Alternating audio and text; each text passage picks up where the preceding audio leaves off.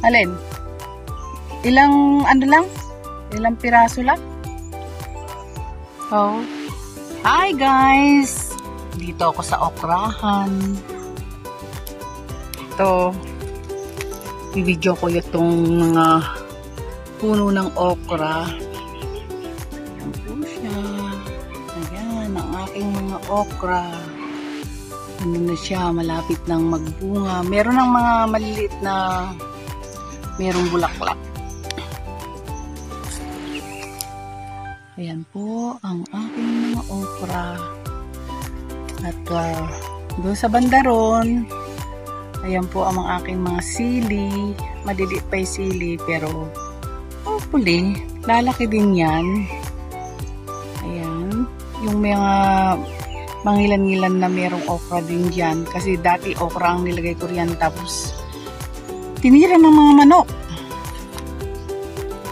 Ayan. Tapos, nilagyan ko ng sili. Kaya yung sili, maliliit pa ngayon. Pero, maganda naman ang dating. Ayan. Ayan ang aking taniman.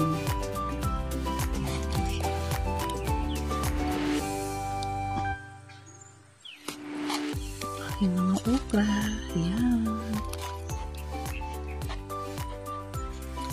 Ayan po. Meron na siyang maliliit na buko. Bulaklak. Yun na nga. Merong naninira. Merong mga langgam.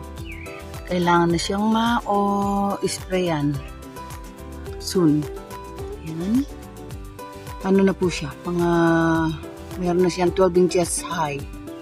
Saka malalapad na rin ang mga dahon. Ayan. Tingnan nyo guys. Ayan.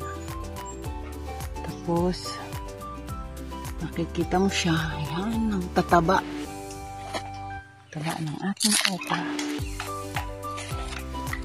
Ayan. Nakikita nyo. Meron na dito may bulaklak ng isang araw eh. Hindi ko lang makita kung saan yung... Ayun, marami ng mga buko. Ayan. Ayan, hanggang dun. Sa may bandang taas.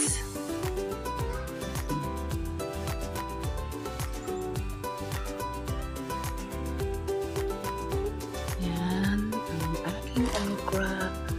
Marami ng buko. Ayan, pakikita ko sa inyo. Ito. Ayan.